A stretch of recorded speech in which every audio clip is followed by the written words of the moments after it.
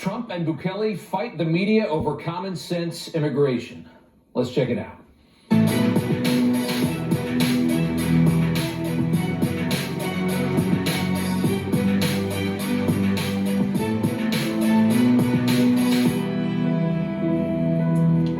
Welcome to Rob Schmitt tonight. This morning, the president of El Salvador visited the White House. It was the most interesting discussion we've seen since Trump and J.D. Vance chewed out Zelensky back in February. Nayib Bukele is a hero in his home country. He has a 91% approval rating for commandeering a tiny, dangerous, gang-controlled left-wing dump and turning it into a remarkably safe and prosperous nation in just a matter of a few years. It's an incredible story. El Salvador was the murder capital of the world prior to Bukele. Today, it's safer than the UK, Sweden, and most of Western Europe. And again, all in a matter of just a few years, this happened. It is insane how successful Nayib Bukele has been. He is quite literally a superhero in El Salvador. Bukele built a massive prison for gang members 50 miles outside San Salvador. He's locked away tens of thousands of them. He treats them like wild animals. Good. The video is awesome. And the people in his country love him for it.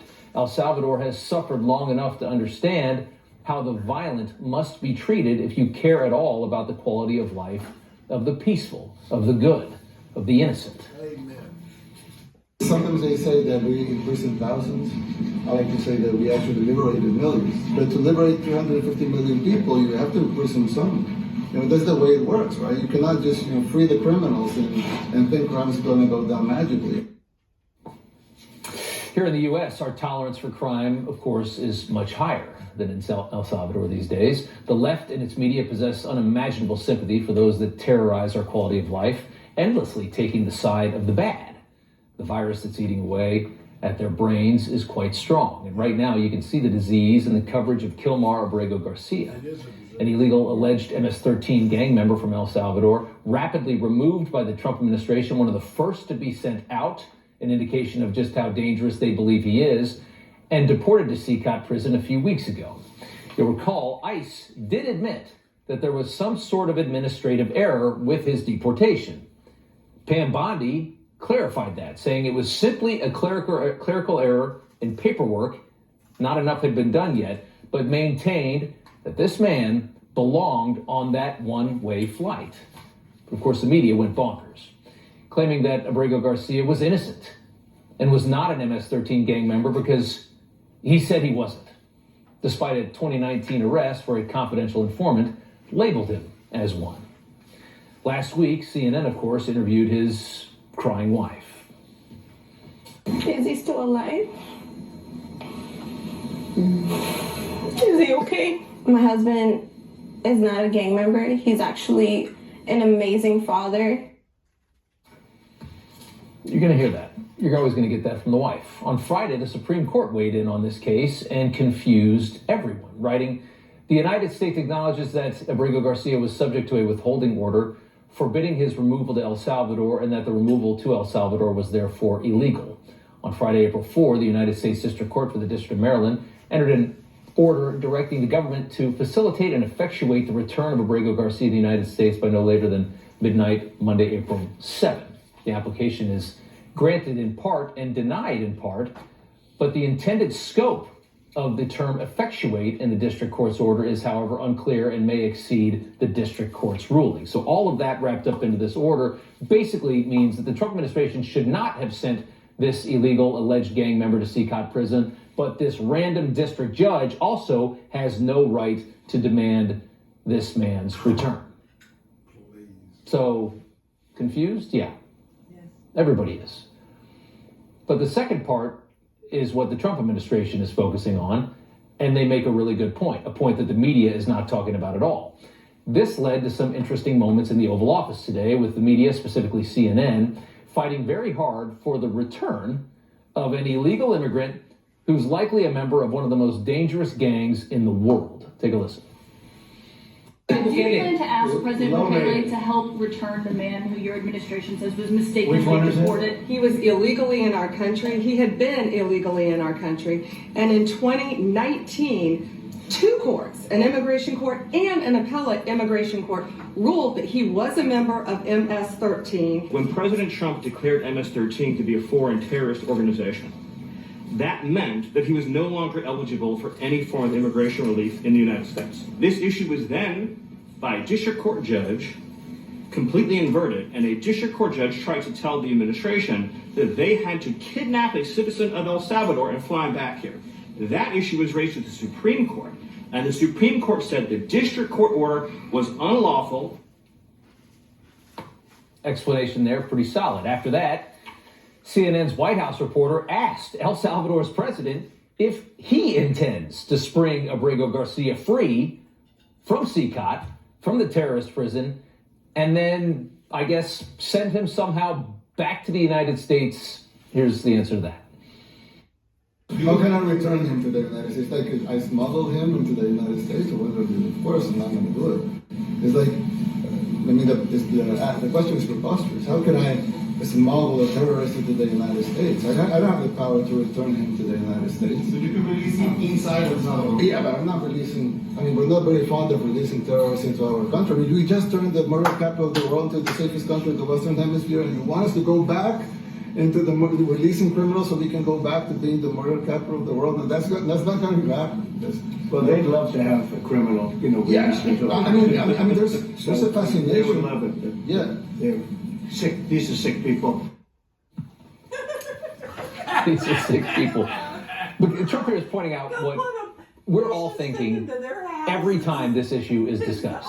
Every single time that they talk about this and they harp on this issue specifically, we all think the same thing. And that is, how is the media again taking the insane side of a 90-10 issue?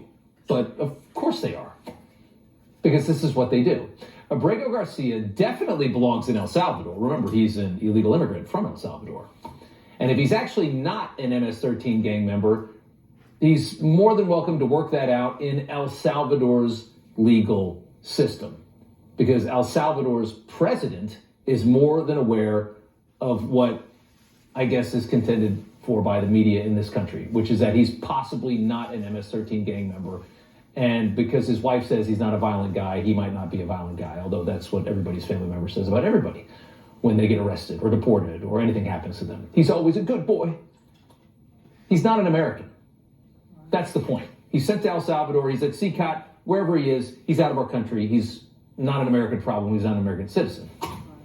With all of that, and as insane as they've been harping on this issue, every single day we've been listening to the story of Kilmar Abrego Garcia. Turn on the other networks. They talk about this guy all the time, far more than they talk about any victim of crime in this country you could ever remember. With all of that, Caitlin Collins decides to take even one more shot. Here you go. Mr. President, you said that if the Supreme Court said someone needed to be returned, that you would abide by that. You said that on Air Force One just a few days ago. And they said that it must be facilitated. Why don't you just say, isn't it wonderful that we're keeping criminals out of our country? Why can't you just say that? Why can't you just say that again after 10 minutes of discussing one guy? And again, this is one of the first to be deported from the country. Think about all the people in the country illegal and how many of them are dangerous and how many of them are bad. It's a lot of people. He was on the first flight out, which again is an indicator. ICE, the people that do this work, they don't make a lot of mistakes. They study who these people are. They know who they are. They know what they've done. He managed to get himself on the first flight to CCOT. What does that tell you about Kilmar Abrego Garcia, other than what his wife says on CNN? Such a valiant fight to save this deported illegal immigrant who, again, likely was a gang member. When was the last time you heard that kind of passion, the kind of passion that we heard in the Oval Office today in defense of any American who has fallen victim to the consequences of this borderless chaos that we've gone through for the past 4 years? The answer would be never. Rick Grenell is Trump's envoy for special missions, and he joins us now. Rick, good to see you. They were less antagonistic when we had millions of people pouring into our country than they are over the story of Kilmar. Look, the only way that this makes sense from the legacy media standpoint is if you assume that sanctuary cities are not illegal, that you assume that breaking federal immigration laws are something that we just don't care about. And that's what the Democrats have been telling us for years. The media have been telling us for years that sanctuary cities is this nice name where you go and you're safe. No, it's a place where you go and you get to ignore federal law. All we ever heard from the left and from the media for the last 4 years is the rule of law this, the rule of law that, except they are the ones who created the sanctuary cities idea, where you get to break immigration laws and no one gets to deport you. This guy is illegal. He's an El Salvadorian citizen, and he's going back to El Salvador because he is not in our country legally. And that's such a great point, is that we've been conditioned. Americans have been conditioned year after year after year to the point where they a lot of Americans don't believe that illegals being in the country is a problem. They've managed to condition that into us, although this election was a great reminder that we are somewhat sensible, and that that illegal crime should be something that we deal with here. You know, it's just get the people out of the country. I completely agree with that. I think a lot of people used to agree with that as well, but the media has definitely changed the narrative on that. I thought Stephen Miller's explanation was great today. Yes. The SCOTUS decision has been wrongly reported. We're only hearing half the story in most of the media reports. They're leaving out the second half of that, which is that there's no way that a district judge can now demand that the White House go get this guy and bring him back from El Salvador. Correct. I thought Stephen Miller and Pam Bondi both gave great answers. Yeah. Here's the other thing that most media and the left are also ignoring. We have an amazing process in the United States to deal with people who are seeking asylum. The Democrats and the left keep changing it so that if you come here and you say, I'm seeking asylum, that somehow you get to stay and you get a court date at some point in the future, and you're free to go throughout the United States. And, good luck, because we trust you to come back to court. That's not the way that the law is supposed to be. You're supposed to say, if you file for asylum because you fear your own country or your situation, you apply early on to stay away outside of the United States. You apply for asylum before you come to the United States. You apply for asylum while you're going through your issue, except the media have allowed a whole group of people to come here, break the laws, come in illegally, and then claim asylum, and then we know the bureaucracy takes years and years and years. That is the assumption of the media, that somehow coming to this country and breaking the laws is not bad and it's not illegal. And we've got to confront that. As you say, I love the way you say it. We've been conditioned to get really comfortable with illegal immigration, breaking federal law. That's something that we should never be comfortable with, and we should decondition ourselves. Yeah, the media side of the story is that this is a completely innocent man that's just been thrown into this terrible prison in El Salvador. And they're doing this based off very little. They have to ignore what apparently I think federal courts decided. They have to ignore what this informant alleged of this man. They have to ignore the fact that he's already broken the law when he came into the country. They see him as innocent. And one more point about strikes. Yeah, go ahead. One more point on this is that what really makes me outraged is the left somehow is pushing us to be the ones that are not compassionate. Yeah. We are the ones that are saying, no, you've got to follow the rules. They are the ones who are undermining the rule of law. I actually think it's much more compassionate to protect the citizens that are here and to say to those who are waiting in line right now and following the rules, no one's going to cut in front of you. Yeah. We are going to be compassionate for the people who are patiently and legally waiting in line. Now, the other part of this is the State Department's got to hurry up. DHS has got to hurry up and get through these people so that people feel like when they apply, there's going to be a fast process. But no American should ever feel like we're not compassionate. We have the most generous immigration laws in the history of the world. Roughly 1 million people a year get to become U.S. citizens. You, the American people, are very generous. Don't let anyone tell you you're not. Just like Bukele said. I mean, he's liberating people in his own country. The left is calling him, a tyrant. He's liberating people from the crime that they've had to deal with for all these years and the danger. Real quick, just want to get to the Kennedy Center, which you're currently running, one of your multiple projects for this White House.